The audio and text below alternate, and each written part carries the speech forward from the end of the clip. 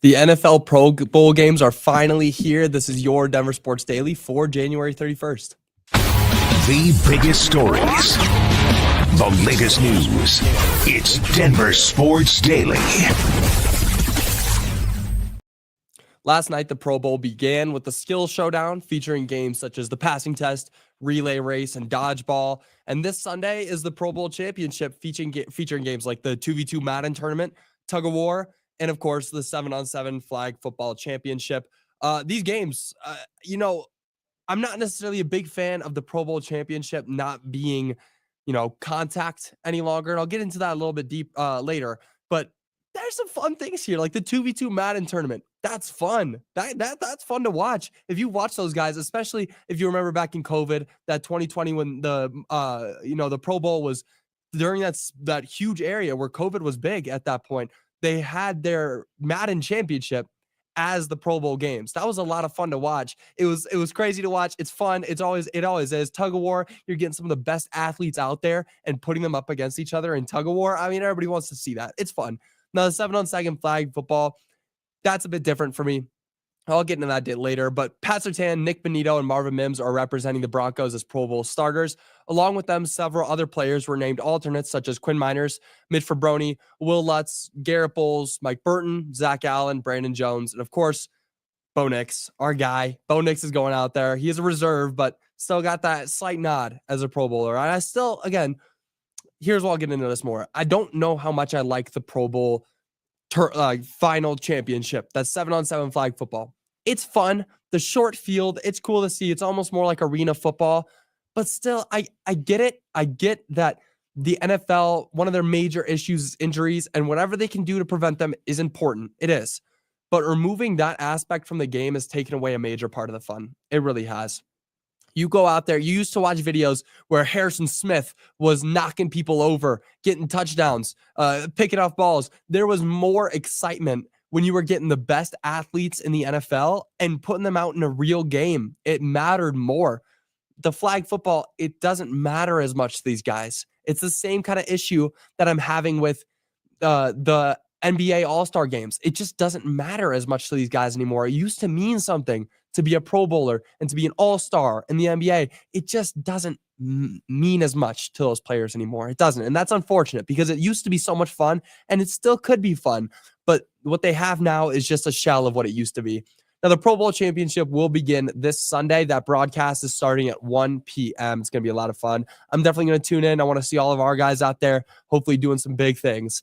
Now, another staff member for the Broncos is leaving. This past week has been hard on the Broncos staff, losing multiple members such as Darren Moogie, Declan Doyle, and John Morton, and now David Shaw. Shaw spent the last season as a senior personal executive for the Broncos, and now he's joining Morton and Doyle on the sidelines of Detroit as the Lions pass game coordinator. After this loss, the Broncos might be in a little bit of trouble.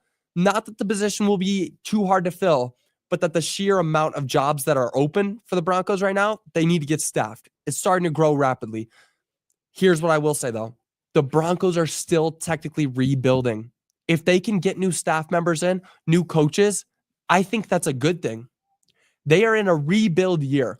The Broncos should technically look at these next 3 years, including this past one, this year, the upcoming year, and the year after that.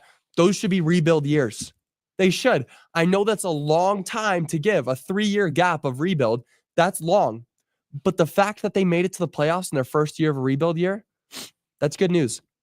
That's overall good news. So don't get too scared that the Broncos staff members are leaving because that's going to happen every year. But growing and putting in new guys in new positions to grow with the rookies that you have and the young guys that are on this team, that's huge. That's huge for this team. It really is. That's going to build chemistry better than anything else out there. Now, moving on, it is a Nuggets game day. The night the Nuggets are taking on the Philadelphia 76ers in their second matchup of the season. If you remember last time these teams played, the Nuggets dominated the Sixers at home, winning 144-109 off the back of Jokic's 27-point, 13 rebound, and 11 assist triple-double. You know what's crazy about that triple-double? Is that's on the lower end of what he does. That's less than an average game for Nikola Jokic. He's averaging almost more than that in everything except for the assists, and he's averaging, I think he is averaging more rebounds than that. He's averaging more points, more rebounds, and only one less assist than that triple-double there. That's just incredible from the guy. Now, unsurprisingly, Joel Embiid has already been ruled out for this game. That means the Nuggets will not be able to see Embiid at all this year because I doubt that the Sixers are going to the finals against the Nuggets. I really doubt it, highly doubt it. But that's just another year that Joel Embiid is ducking the smoke with Nikola Jokic. This game should be a good chance for the Nuggets to get back on track and back in the win column after 3 straight losses. The Sixers, on the other hand, have won their last 4 against some pretty solid competition, I will say. So the Sixers are looking a little bit hot. The Nuggets are on a little bit of a skid, but a game like this, great chance for the Nuggets to get out there and just dominate like they have been most of this season. Now, the Nuggets are headed into this game as 9-point favorites, and they will tip off at 5:30 p.m., and that game will be broadcast on ESPN, so make sure you're tuning in. It's going to be a big game. I'm definitely going to be watching it. I hope you guys are too. Nikola Jokic, though, is headed to the All-Star games alone once again. Again, how many more years can we do this? Nikola Jokic doesn't have an all-star teammate. Now, I know what you may be saying. Doesn't have an all-star teammate. Yeah, he's got Russell Westbrook. Yeah, doesn't have a current all-star teammate. He's going alone to the all-star games. Yesterday, the NBA released their all-star reserve list, and for the 7th year in a row, Nikola Jokic is the only Nugget on that list. Anthony Edwards, Anthony Davis, James Harden, Jaren Jackson Jr., Alperen Sengun, Jalen Williams, and Victor Wembanyama all received all-star nods. Jamal Murray hasn't played at his highest level this season, but he's still averaging 20 points, 4 rebounds, and 6 assists. That, to me, looks like he could be an all-star. Those numbers are borderline all-star numbers, the same way Jamal Murray has been for almost all of his career, just right on the edge of that all-star nod, just right there, but still has yet to get it. All this does, though, is prove that Nikola Jokic is the MVP of this league. In my mind, you cannot truly be the MVP if you have another all-star on your team. That immediately eliminates guys like Shai Gilgeous-Alexander. He's leading the league, or he's leading the votes right now for MVP. Giannis Antetokounmpo, 3rd place. He has Damian Lillard by his side. 4th place, Jason Tatum. He's got Jaylen Brown in the past year's finals MVP. You cannot be MVP. In my mind, again, like this is not a real rule. You cannot be MVP if you have an all-star on your team. How does that make you the most valuable player if you've got all this help around you? It just doesn't make sense. And a big point of my argument was last year. That was where my argument first came out, because for most of the year, Jason Tatum was leading the league or leading the MVP votes. It's just not fair to have a guy who's got a stacked team like the Celtics do. You got all those teammates around you. You got Jaylen Brown, Kristaps Porzingis, Derek White, Colorado guy, Derek White, love him. You cannot be the MVP if you've got all this star talent around you. It just doesn't make sense. Look at Nikola Jokic. 7th year in a row, he's going to the all-star games, and he doesn't have an all-star with him. He's never had an all-star on the same team as him. Never been. Never had that. It just doesn't make sense to me. So that's my argument for that. Let me know if you agree with that in the comments, but that's definitely where I'm standing on that. Now, moving on, it is an Avalanche game day. The Avs are taking on the St. Louis Blues in their first matchup of the season tonight. After trading Mikko Rantanen, the Avs have been on a skid. They've been struggling.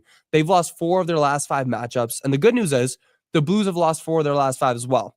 This would be a great game for the Avs to get back on track. Luckily, they're still comfortable in that 4th spot in the Central Division. But if they don't want to fall too far of contention for a playoff spot, they'll need to start picking up some wins. They're 5 points below the Minnesota Wild. They need to start getting some wins. They've had a very hard end to January. It hasn't been kind to them. Now, their game will start tonight at 7 p.m. and will be broadcast on ESPN+. Plus, make sure you tune in. Important game. The Avs got to start getting some wins, or else they could be in some very, very deep trouble. They could be facing some issues if they don't get out here and start winning some games right now, heading towards the playoffs. Sure, it's midway through the season, but this is where you got to make a stand. This is where you got to hit your stride, and it's just not going to work. If it's not going to lead to good things if they can't win games like this. Now, that's going to do it for your Denver Sports Daily. I'm going to be back with you guys again on Monday, hopefully recapping some Nuggets and Avalanche wins, also recapping the Pro Bowl, and then next week, we got all week to look forward to the Super Bowl. It's going to be a great, great week, biggest week of the NFL. It's the day. It's the game.